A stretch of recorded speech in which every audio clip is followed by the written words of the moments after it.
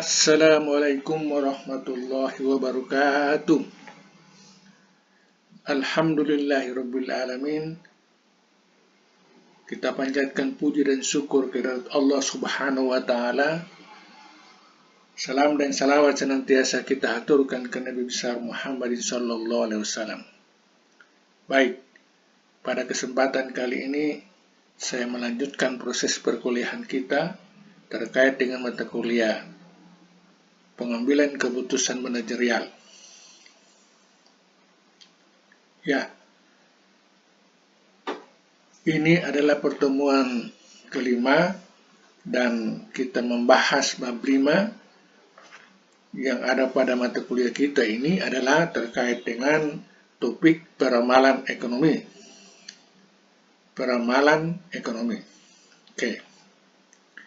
Kita melihat lebih lanjut dalam pembahasan peramalan ekonomi ini ada beberapa subtopik yang akan kita lihat dalam rangka menyelesaikan penjelasan bab 5 ini, yaitu secara garis besar pembahasan kita ini akan terdiri dari 10 subtopik. Yang pertama, identifikasi tujuan peramalan. Kemudian yang kedua, kumpulkan data historis. Yang ketiga, analisis data. Yang keempat, identifikasi faktor-faktor kunci. Yang kelima, pilih model peramalan. Yang keenam, kembangkan skenario alternatif. Yang ketujuh, pengujian dan evaluasi model. Yang kedelapan, perbaharui dan pantau peramalan. Yang kesembilan, komunikasi hasil peramalan. Dan yang kesepuluh, pengambilan keputusan strategis. Nah, ini kelihatan subtopik ini semacam urutannya ini adalah langkah-langkah. Mulai dari langkah 1, kemudian masuk langkah kedua, langkah ketiga, dan seterusnya sampai langkah ke-10. Atau bisa disebut juga sebagai tahapan-tahapan. Tahapan-tahapan orang melakukan aktivitas peramalan terkait dengan kegiatan perekonomian. Dimulai daripada nomor 1, wajib, kemudian maju kepada tahap kedua, kumpulkan data, dan seterusnya. Jadi, bagian-bagian daripada subtopik ini tidak dapat dipisahkan, tidak dapat diganti posisinya, harus urutannya sama seperti begini. Ini lebih bersifat operasional daripada kita membahas yang sifatnya abstrak, yang tidak memahami maksud dan tujuan. Ini ditampilkan dalam bentuk operasional, tahapan-tahapan dan proses-proses yang dilalui. Oke. Nah, sebagaimana biasa juga bahwa setiap pembahasan itu ada harapannya supaya selesai kita membahas misalnya bab 5 ini sama-sama kita dapat diharapkan untuk yang pertama bisa mengidentifikasi atau mendefinisikan daripada pertama identifikasi tujuan peramalan. Ya, kata mengidentifikasi di sini adalah mencakup keseluruhannya ini. Sementara nomor 1, identifikasi tujuan peramalan, itu artinya melakukan aktivitas identifikasi terkait khusus dengan tujuan peramalan itu apa. Jadi antara mengidentifikasi yang di atas, kemudian identifikasi di bawah, ini penjelasan objeknya berbeda. Kemudian dapat juga diharapkan untuk mahasiswa mendefinisikan atau mengidentifikasi kumpulkan data historis itu apa maknanya. Kemudian analisis data, kemudian identifikasi faktor-faktor kunci. Nah, di sini ada lagi kata identifikasi, tentunya memiliki maksud dan tujuan yang berbeda dengan dua yang di atas. Ini identifikasi pada nomor 4 ini lebih fokus kepada karakteristik daripada faktor-faktor kunci di dalam proses peramalan itu. Kemudian yang kelima, pilihlah model peramalan. Nah, ini diharapkan supaya setelah kita mempelajari ini, para peserta bisa dapat minimalnya itu dapat memahami model-model peramalan yang dianjurkan. Kemudian menguraikan atau menjelaskan terkait dengan kembangkan skenario alternatif, kemudian pengujian dan evaluasi model, perbaharui dan pantau peramalan, kemudian komunikasi hasil peramalan, dan pengambilan keputusan strategis. Ini adalah tahapan-tahapan daripada proses peramalan terkait dengan bidang ekonomi yang dapat dipahami secara utuh, supaya misalnya diberikan job untuk melakukan tentang peramalan apapun, terutama dengan peramalan ekonomi, maka tahapan yang dilalui adalah seperti begini, secara sistematikanya seperti begini. Oke. Sebelum kita menjelaskan ke-10 tahapan di atas secara rigid, maka terlebih dahulu kita melihat dulu intro ini atau pengantar singkat ini. Peramalan ekonomi adalah proses meramalkan perkembangan ekonomi di masa depan. Ya, jelas toh. Yang diramalkan di sini adalah terkait dengan hal-hal yang akan terjadi di waktu akan datang, masa depan, hari esok, periode berikut. Oke. Termasuk tren pertumbuhan, yang diramalkan itu tren pertumbuhan, kemudian inflasi, suku bunga, permintaan konsumen, dan faktor-faktor lain yang dapat memengaruhi keputusan manajerial. Nah, di sini ada berbagai hal atau faktor-faktor yang dikemukakan di sini.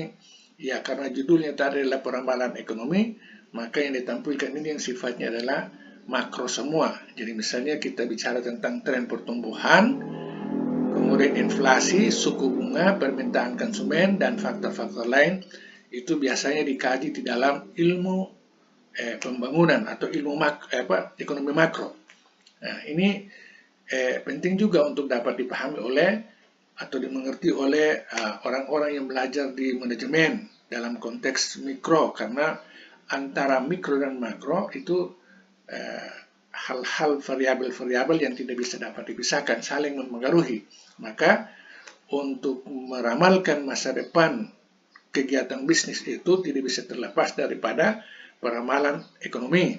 Nah, misalnya tentang pertumbuhan di suatu daerah kah, suatu negara kah, atau sektor tertentu kah, berbagai macam aspek.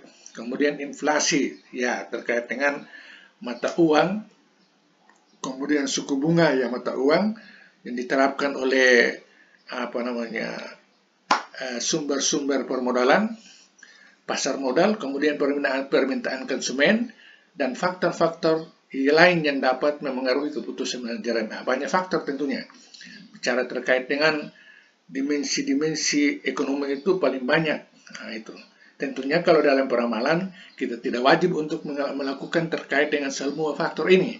Kita mengambil bagian-bagian terpenting terkait atau ada relevansinya dengan proses yang akan kita atau tujuan yang akan kita capai. Kemudian peramalan ekonomi sangat penting dalam pengambilan keputusan manajerial. Oke, saya kira itu sudah dipahami dari pertemuan-pertemuan sebelumnya, terutama dalam perencanaan bisnis. Ya, peramalan itu menjadi input terkait dengan perencanaan. Apakah perencanaan bisnis, perencanaan yang macam-macam, perencanaan kegiatan-kegiatan operasional dan seterusnya. Alokasi sumber daya, nah itu barusan saya bilang, sumber daya yang digunakan dalam rangka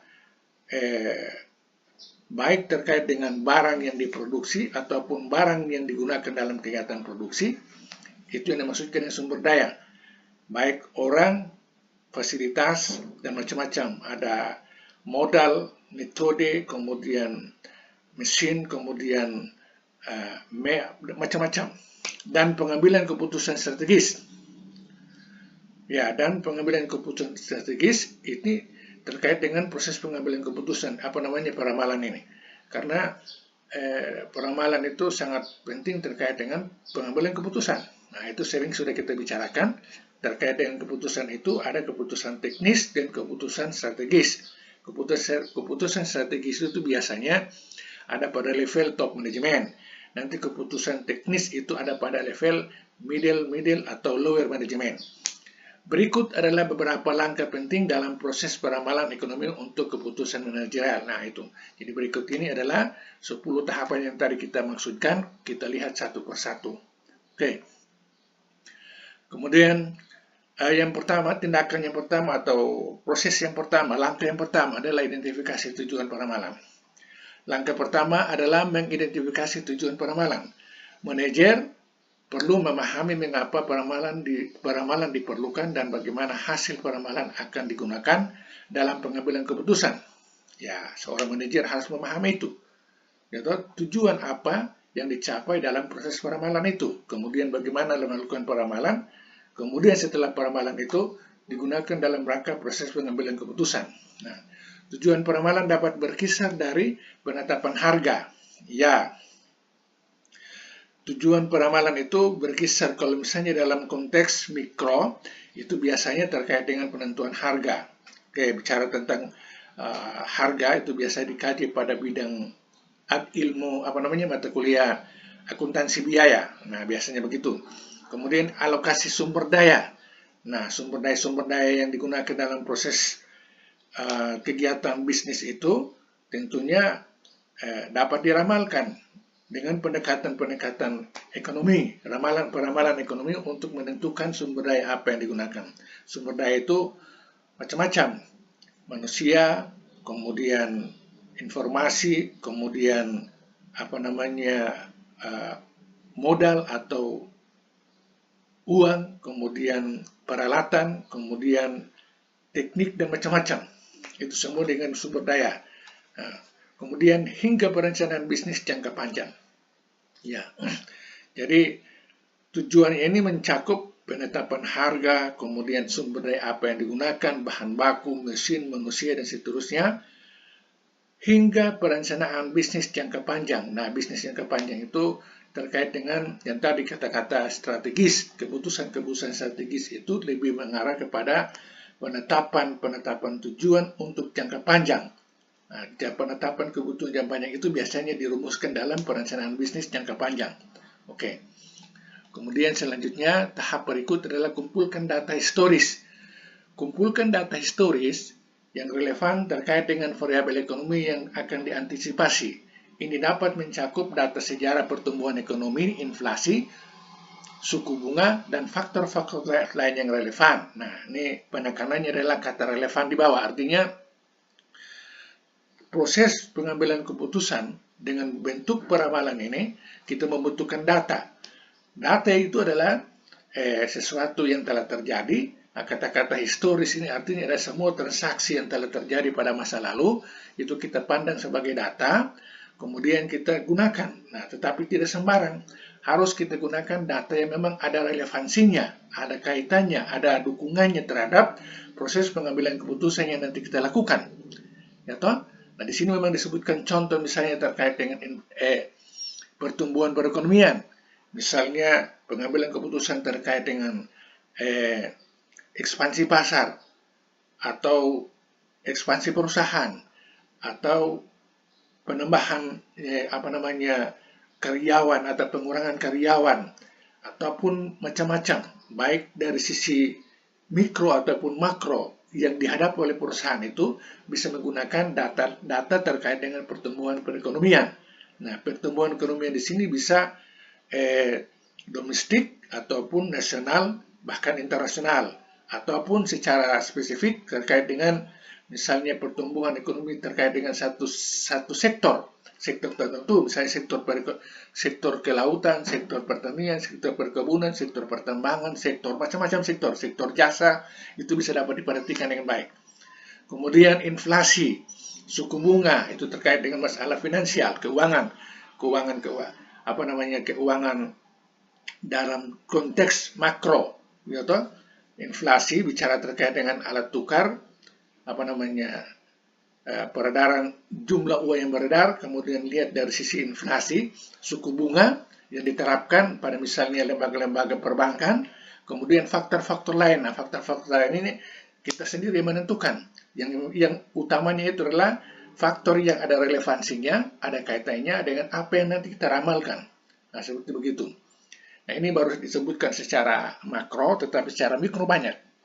Itu barangkali sudah kita kaji juga pada pertemuan-pertemuan atau video-video sebelumnya. Dan bisa juga para mahasiswa untuk menambah pemahaman lebih luas, wawasan lebih bagus, silakan merujuk kepada sumber-sumber lain terkait dengan faktor-faktor yang relevan ini.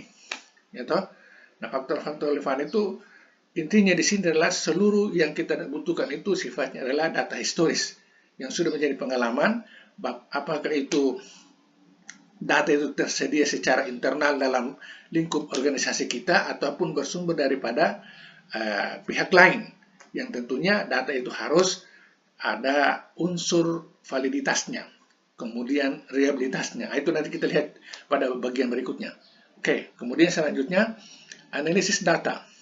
Oke, data yang sudah kita dapatkan daripada data historis tadi, analisis data historis untuk mengidentifikasi tren, pola, dan perubahan dalam variabel ekonomi. Ini dapat melibatkan analisis statistik dan teknik analisis data yang sesuai. Nah, jadi setelah data kita dapatkan sesuai dengan varian-varian atau faktor-faktor yang kita butuhkan yang relevansinya, tidak sampai di situ, kita harus melanjutkan dengan proses menganalisis data yang tadinya dalam bentuk bahan baku, kemudian dianalisis, diuraikan lebih lanjut, misalnya dibuat dikelompok-kelompokkan, diurut-urutkan, dipilah-pilah dan seterusnya dalam bentuk misalnya tabulasi dan seterusnya, baru kemudian dianalisis. Dianalisis ini bisa pakai pendekatan statistik atau pendekatan matematik, atau juga pakai pendekatan analisis misalnya analisis rasio keuangan. Itu adalah pendekatan-pendekatan, yaitu menggunakan berbagai alat hitung tertentu untuk membantu menghitung, misalnya Excel ataupun kalkulator ataupun misalnya menggunakan alat-alat bantu lain, SPSS dan seterusnya. Nah itu, jadi intinya itu adalah ada data, kemudian data itu diproses lebih lanjut, lalu kemudian dianalisis hasil output daripada analisis menggunakan berbagai macam teknik, model-model analisis tadi, baik statistik, matematik, keuangan, analisis rasio, itu harus dapat diinterpretasi lebih lanjut terkait dengan trennya. Nah, itu kita melihat misalnya analisis terkait dengan penjualan beberapa periode, atau pendapatan beberapa periode, ataupun kegiatan berlangsung selama beberapa periode, kegiatan apapun, itu bisa kita menganalisis dari sisi trennya, yaitu pendekatan melihat trennya dan seterusnya. Nah itu saya kira terkait dengan model apa yang digunakan, apakah statistiknya, misalnya regresika, korelasika dan seterusnya, ataupun teknik analis data lain, misalnya matematik, ataupun keuangan dengan berbagai macam rasio, itu tinggal lebih banyak Anda memahaminya secara teoritis pada kajian-kajian ilmunya masing-masing di mata kuliahnya. Oke, kemudian selanjutnya setelah menganalisis data historis tadi, maka selanjutnya melakukan tindakan identifikasi faktor-faktor kunci. Nah, identifikasi faktor-faktor kunci yang mengaruhi variabel ekonomi yang diperamalkan.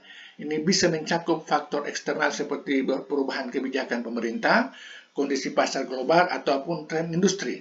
Nah, jadi antara data historis yang kita dapatkan apakah bersumber daripada internal kita atau dari luar, itu juga harus kita butuhkan variabel-variabel lain yang bisa ikut mempengaruhi, ya toh. Nah, di sini bisa kita lihat itu misalnya perubahan kebijakan pemerintah. Banyak hal terjadi karena kebijakan pemerintah bisa menyebabkan banyak sekali faktor-faktor yang berubah. Kemudian kondisi pasar global, ya toh, orang memasuki cross boarding, dunia pemesaran antar negara dengan langsung sistem peer to peer. Orang tidak melalui tahapan-tahapan yang rumit, yaitu penjualan secara e-komersial atau marketplace dan seterusnya, menggunakan alat bayar secara instan, misalnya menggunakan cryptocurrency untuk melakukan transaksi kalau dipandang perlu, dengan biaya-biaya murah dan seterusnya, ataupun misalnya tren industri, industri-industri yang lagi berkembang di saat-saat ini, apakah industri terkait dengan industri tekstil, industri makanan, industri otomotif, industri macam-macam yang berkembang dari saat dari waktu ke waktu mengalami perubahan secara terus-menerus, industri perhotelan, industri jasa, industri komunikasi, telekomunikasi, dan seterusnya, itu akan mempengaruhi, saling memberikan pengaruh. Yang penting di sini adalah bagaimana seorang analis setelah menganalisis data daripada data historisnya, lalu kemudian menghubungkan dengan seluruh fenomena-fenomena yang terjadi secara eksternal. Itu tadi berupa kebijakan pemerintah, kondisi pasar global, ataupun tren industri, benar-benar diperhatikan dengan baik. Itu semua akan memberikan peluang dan tantangan pada perusahaan kita atau usaha kita untuk bisa menentukan peramalan apa yang akan kita lakukan ke depan, baik terkait dengan harga barang atau sumber daya yang digunakan, strategi pemasaran, kemudian macam-macam yang nanti kita lakukan. Oke, sekira seperti begitu. Kemudian selanjutnya pilih model peramalan. Nah, ini lebih fokus terkait dengan kita memilih model apa yang digunakan dalam proses peramalan. Nah, itu sebenarnya banyak model itu. Kalau misalnya kita mempelajari mata kuliah budgeting, itu diberikan beberapa macam model peramalan. Nah, di sini kita melihat saja dulu. Pilih model peramalan yang paling sesuai dengan jenis data dan tujuan peramalan. Nah, ya betul, kalau model peramalan apapun itu harus betul-betul kita menentukan secara hati-hati, karena kadang-kala tidak semua data yang tersedia itu menggunakan model apapun. Pasti ada yang sesuai dan ada yang tidak sesuai, ya toh? Beberapa model peramalan yang umum digunakan meliputi regresi, time series analysis, dan analisis trend. Itu yang barangkali sudah saya jelaskan tadi. Tapi penekanannya di sini adalah alat apapun, model apapun, formula apapun, itu harus sesuai dengan kebutuhan kita. Misalnya kita menganalisis terkait dengan tren penjualan, maka kita menggunakan alat analisis misalnya regresi atau time series analysis atau analisis tren, mana yang cocok untuk digunakan. Ataupun bisa saja model peramalan yang menggunakan bukan hitung-hitungan, misalnya pendapat daripada para manajer, apakah manajer produksi, manajer pemasaran, sekaligus dengan misalnya ujung tombak para sales di lapangan, bisa memberikan input dan saran untuk dipertimbangkan. Nah, tapi biasanya itu lebih mengarah kepada analisis kualitatif. Tetapi yang dimaksudkan di sini adalah lebih banyak adalah terkait dengan analisis kuantitatif. Bisa dua-duanya dikombinkan antara analisis kualitatif dan analisis kuantitatif. Nah, seperti tadi itu barusan sebelum topik ini ada pembahasan terkait dengan berbagai hal tadi, kebijakan pemerintah, kemudian macam-macam itu bisa dilihat dari sisi analisis kualitatif. Oke. Selanjutnya, kembangkan skenario alternatif. Selain peramalan dasar, kembangkan skenario alternatif yang mempertimbangkan berbagai kemungkinan hasil ekonomi di masa depan. Ini memungkinkan manajer untuk mempersiapkan rencana yang adaptif. Nah, maksudnya sekalipun kita sudah memiliki hasil ramalan yang matang dengan menggunakan berbagai macam prosedur yang kita lalui tadi, tetapi namanya kan ketidakpastian itu pasti ada, sehingga harus punya persiapan alternatif, perencanaan, misalnya plan A, plan B, plan C, dan seterusnya, itu harus disiapkan. Nah, ini maksudnya begitu. Maksud daripada topik yang sekarang kita lihat ini adalah kembangkan skenario alternatif. Dari yang kita rencanakan itu, mungkin ada prioritasnya, ada pilihan 1, pilihan 2, pilihan 3, plan A, plan B, itu harus disiapkan memang. Ketika satu tidak mapan, maka menggunakan yang lain yang sudah kita rencanakan dari awal. Itu makna daripada kembangkan skenario alternatif. Oke. Kemudian yang berikut, pengujian dan evaluasi model. Uji dan evaluasi model peramalan menggunakan data historis yang tidak digunakan dalam pengembangan model. Ini membantu menilai sejauh mana model peramalan dapat dipercaya. Ini mungkin lebih kepada kita menganalisis atau kita dapat menguji daripada setiap model atau formula, baik dari statistik, matematik, rasa mana yang tepat. Dan di sini dihimbau untuk dilakukan pengulangan analisis, tetapi data yang harus berbeda.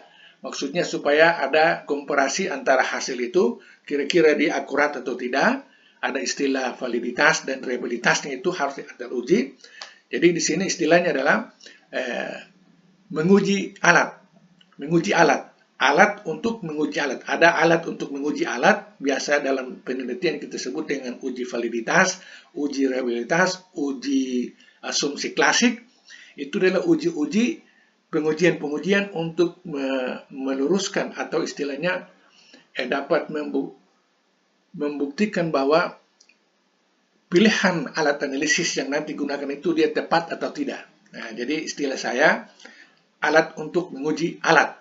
Ya, satu alat untuk menguji alat yang lain. Alat yang lain itu yang kemudian lebih lanjut kita gunakan untuk menganalisis lebih jauh lagi. Alat yang kita gunakan lebih jauh itu kira-kira cocok atau tidak, itu ada alatnya lagi atau rumusnya untuk menganalisis terkait itu. Jadi kesimpulannya alat untuk menguji alat. Nah, kayak begitu, pengujian dan evaluasi model.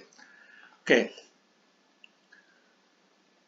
Selanjutnya, perbarui dan pantau peramalan. Peramalan ekonomi harus diperbarui secara berkala sesuai dengan perkembangan data aktual. Manajer perlu memantau perubahan dalam kondisi ekonomi dan mengadaptasi keputusan mereka sesuai kebutuhan. Nah itu. Jadi, maksud daripada bagian ini adalah perlu harus ada namanya evaluasi. Setiap yang sudah ditetapkan melalui proses peramalan tadi kemudian ditetapkan menjadi perencanaan dalam kegiatan pelaksanaannya, tentunya harus ada evaluasi dan monitoring untuk bisa dapat, tapi pada dasarnya evaluasi itu adalah untuk dalam rangka menyesuaikan dengan apa yang kita sudah tetapkan dengan apa yang sedang dilangsungkan di lapangan. Tetapi kalau terjadi trouble, terjadi kesalahan, terjadi perbedaan, maka perlu harus para manajer melakukan langkah-langkah. Nah, tentunya harus mencari akar persoalannya. Nah, akar persoalan itu bisa muncul dari dalam, bisa muncul dari luar, menyebabkan antara apa yang direncanakan dengan apa yang dilaksanakan itu bisa tidak sinkron. Nah, itu harus dilakukan antisipasi, ini perbarui dan pantau peramalan. Ya toh? Maksud pantau peramalan ini bukan berarti kita pantau pada saat proses peramalan, tetapi pada saat pelaksanaannya itu, pelaksanaan hasil peramalan itu dipantau supaya bisa dapat akselerasi penyesuaian antara apa yang diharapkan dengan apa yang direncanakan. Oke, seperti begitu. Oke. Nah, kemudian hal lain lagi yang sangat penting terkait dengan tahapan-tahapan peramalan ini adalah komunikasi hal peramalan. Komunikasikan hasil peramalan dan implikasinya kepada pihak-pihak yang relevan dalam organisasi. Ya, pastikan bahwa semua pemangku kepentingan memahami dan dapat menggunakan informasi ini dalam pengambilan keputusan.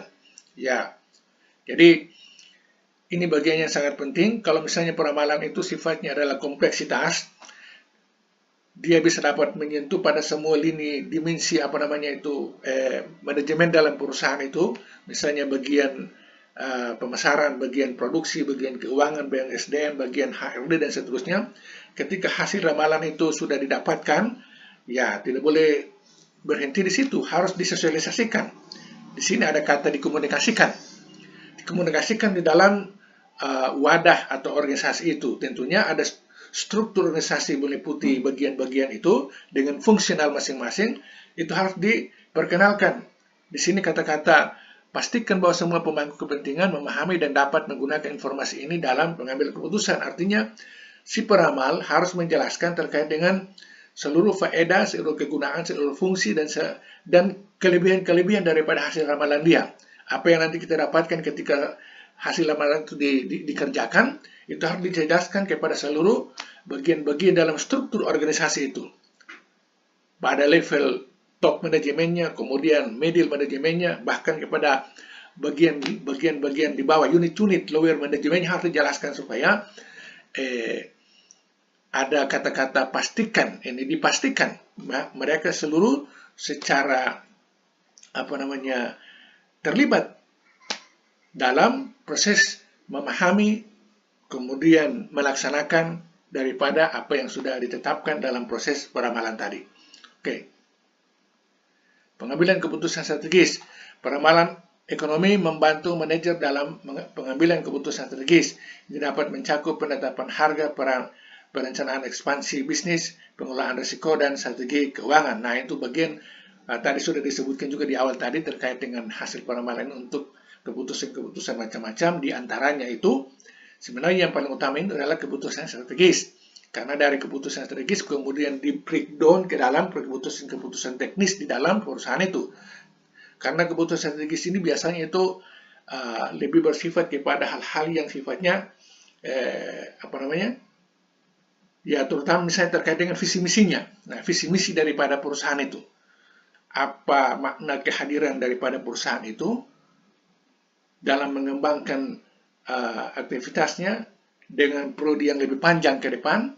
Itu maksud daripada keputusan strategis. Biasanya ini ada pada level manajer-manajer atau pimpinan-pimpinan atau ketua-ketua atau direksi-direksi ataupun ya yang ada pada level-level atas. Biasanya strategis itu diambil, tapi tetap melibatkan keikutsertaan daripada semua komponen baik di level bawah ataupun di atas untuk saling memberikan muatan terkait dengan pengambilan keputusan itu, terutama dalam hal ini berdasarkan data yang sudah diolah, mungkin juga fakta, lalu bisa memberikan sumbangsi terkait dengan pengambilan keputusan strategis.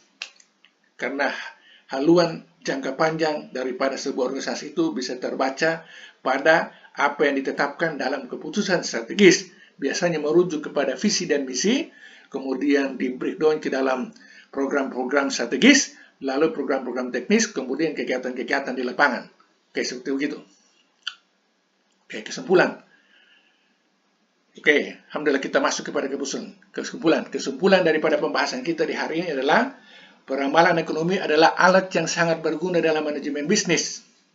Oke, ini membantu manajer untuk merencanakan dan mengambil keputusan yang lebih baik dengan mempertimbangkan kondisi ekonomi yang mungkin akan memengaruhi kinerja organisasi. Ini kesimpulan yang sangat padat sekali terkait dengan apa yang kita bahas tadi. Dan saya kira sampai di sini saja dulu pertemuan yang ke-5 ini terkait dengan mata kuliah kita pengambilan keputusan manajerial, khususnya bab 5 peramalan ekonomi. Saya mengakhiri dengan banyak terima kasih. Wabillahi taufiq hidayah. Wassalamualaikum warahmatullahi wabarakatuh. Peace.